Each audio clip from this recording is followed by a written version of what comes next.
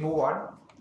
And I think the bugbear of many of our operation theatres is cases with morbid proliferative diabetic retinopathy. So I invite Dr. GAGAN BHATIA to speak on managing morbid PDR in the OT.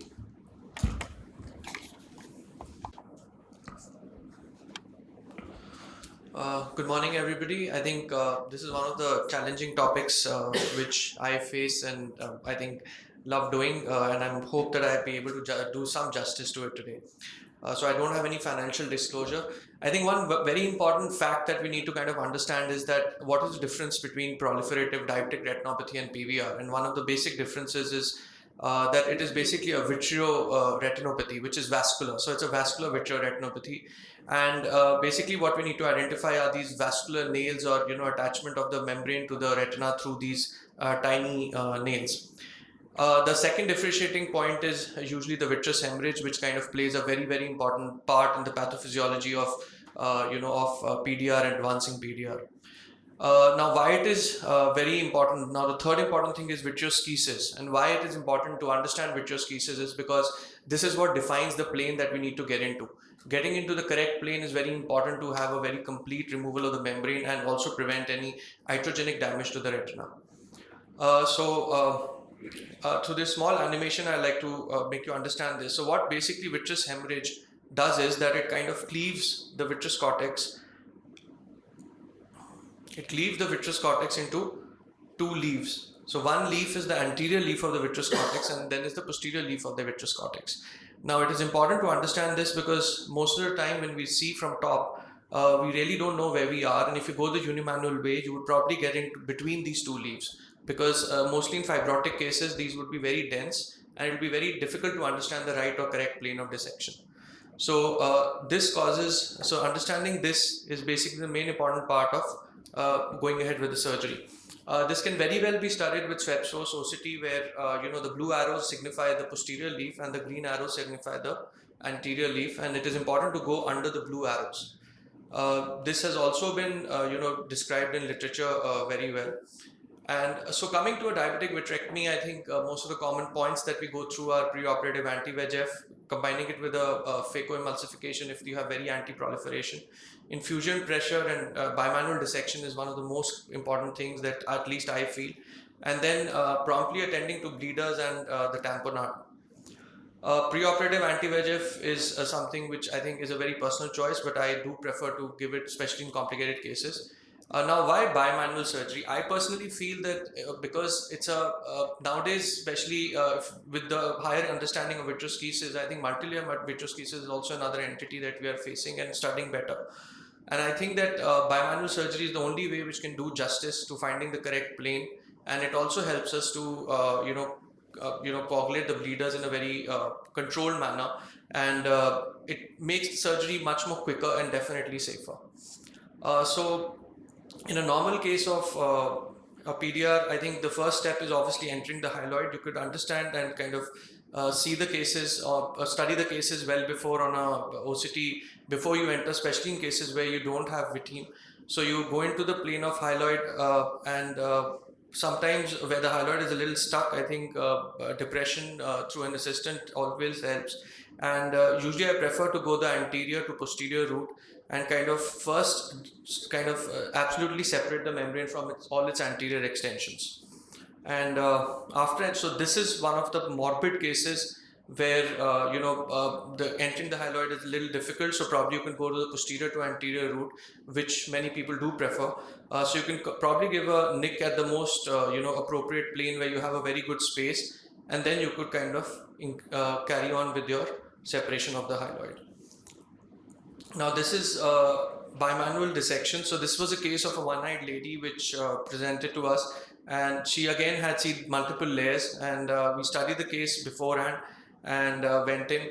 One of the challenging things was that I didn't want to use any tamponade, and if you can see that after studying the case, we kind of very diligently were able to remove the membrane, and step by step kind of dissecting and delaminating, and then bimanually taking care of each and every vascular nail that was there. So the membrane was then removed over the disc, and then again dissected over smaller parts.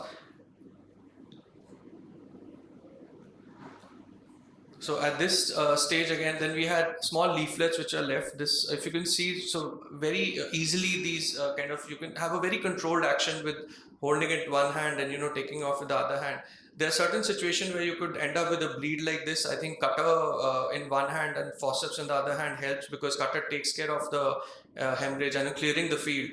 I think it's important that you first clear off the field, and then this again is a bimanual way where you can hold the flute needle in one hand and kind of use the cautery in the other hand to very carefully kind of take care of the bleeders. And finally, this case was also completed, and I was able to kind of manage it without a tamponade. And probably I don't think that, at least in my hands, I would have done it the unimanual way. Now, what makes PDR more morbid? There would be very anterior extensions, which are very difficult again to handle. The hyaloid could be extremely adherent, which I had already shown in a previous case. There could be very dense hemorrhage, and when you go in, so as I always say, any case of PDR should not be taken as a small thing, because it's always a challenge, because once you go in, then only you realize what you have entered into. And in these very morbid cases, I don't think there are any definite rules, but yes, you should go by instinct. And there could be cases where you could have, again, you could have an associated retinal detachment or a macular hole. So this was a case of a combined retinal detachment. Again, the patient had a hole in the periphery, and so in this case, I think one more important point that I want to show is sometimes heme is a good factor, because it kind of again helps you to delineate the plane. And this case obviously couldn't have been studied earlier on a swept source because there was a vitreous hemorrhage. So heme helped us to kind of delineate the right plane at that moment, and then very carefully again the bimanual way we were able to do this. I think unimanual, again, because of these funny undulations of the retina, I think it is, at least in my hands, I don't feel that even with a 27 gauge cutter I would be able to kind of go in and do justice. Probably increase the traction and cause another break somewhere else. So ultimately the membrane was taken off, and if you can see, the inferior nasally was that a tiny open in the periphery, and ultimately the case was completed and the whole membrane was taken off. Then this is this case I'm showing because of so this is basically a very thin retina again. It was this, I hope the rating is right because I just did it last night, and so the very atrophic, very thin retina, and again I was hoping not to create any break over here, and because again in a thin retina you create a break and you'll have to end up with probably oil, which I don't want to use in these cases. And secondly, they usually have these casts, and so again in these cases I think bimanual always helps, because it does not cause any shearing force on the underlying retina when you are kind of going into the planes and kind of dissecting the membrane. So again, very careful dissection was done, and one of the reasons why I wanted to show this case was later in the case. So ultimately, like the other cases, I think bimanual surgery was the way forward. And when I reached this step, now this is very important, when I reached this step, again this membrane was very stuck, and while doing the dissection,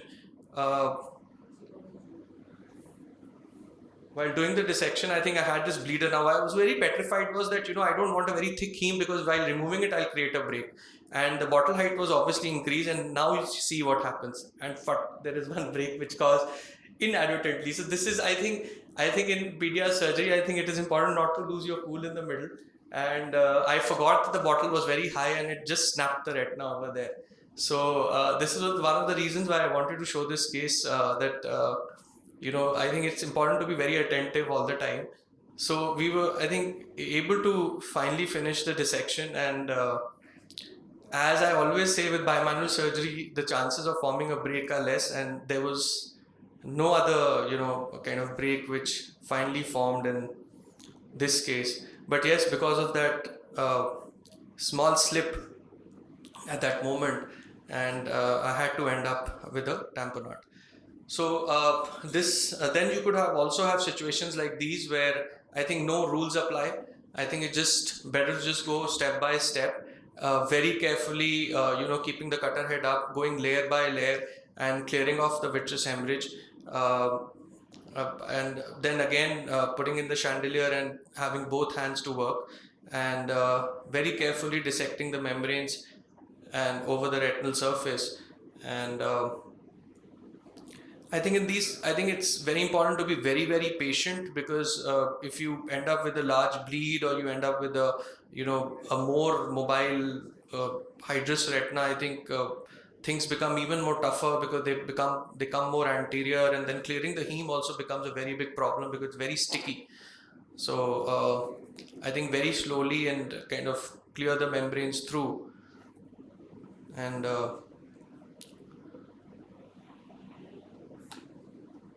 I think ultimately settle the retina. So I think to summarize, I think just adhere to the surgical principles, however simple or tough a case appears.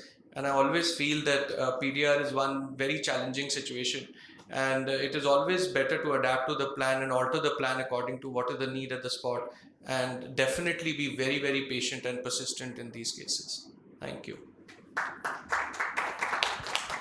Thank you, Dr. Gagan, the beautiful videos and presentation. Any questions from anyone? Please go ahead.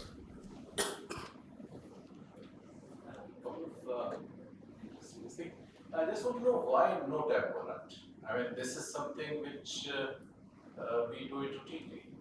We find that these pegs which you see, you've cleaned everything, you've done everything, and you still find that they don't go back. The retinal pegs remain there, and that's why we prefer that you have to settle that. So even after doing tamponade, it doesn't go back all the time. Exactly. So you've answered your question. No, So, but I'm telling you, which is better? You know, if you have to do tamponade versus non-tamponade, it's more likely that tamponade would help these. so actually these are the cases. If you have very carefully studied your retina and post the surgery, and you're very confident that you don't have any iatrogenic break over there, and there are no shitic breaks also. I think these chronic TRDs do settle with time. And under tamponade, I've had one or two instances where probably out of scare, maybe I've put the tamponade, and then if you end up with a bleed again, removing that becomes very difficult, especially with oil. And I think short-term gas tamponade really doesn't help in these cases. And usually these cases have the other eye is also affected, and they're usually uniocular, especially the advanced cases, the morbid cases. So if you can end up without a tamponade, I think I would prefer not putting a tamponade in. Even if obscure breaks, which we have not been able to see it on table also. If you have a break, you have to put. There is no other, but then you have to take out all the traction also. We have to. That's very important. I mean, taking off the traction is very, very important. There is no this thing in that, but I think major the dictum usually the surgical principle is no hole, no tamponade. Yeah. If you have any doubt, please go ahead. Yeah, if you have a doubt, you do put it. No hole is in inverted commas. How are you sure that So if you have a doubt, extensive surgery of that dimension, you are sure that there is not? And most of the times you would be able to gauge.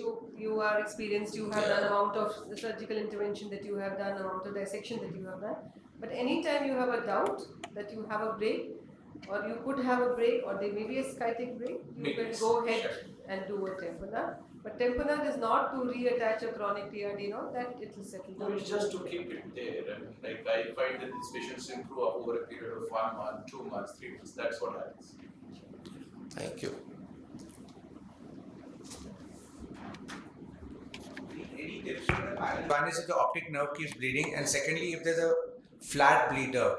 If it's raised bleeder, there's no problem, but a very flat bleeder. So, any tips?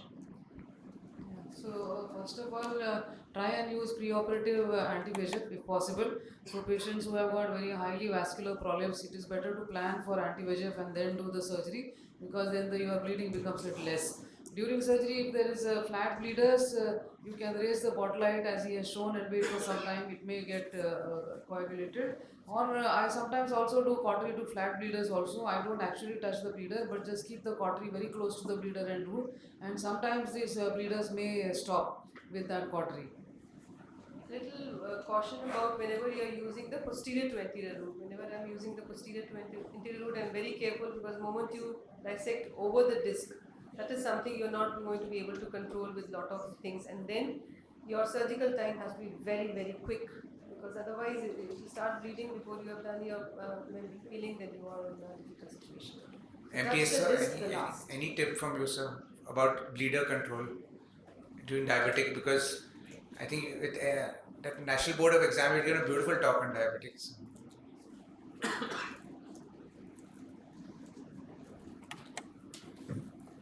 you, and wonderful videos. Pretty nice. Pretty much the same thing, raise the bottle height, and if in case continues to bleed, drop it down the air so that like the vitreous cavity is clear enough for us to see where it is bleeding. And if you were to do quarterly under air, there should be a little film of fluid for you to do quarterly, otherwise purely under air it doesn't work.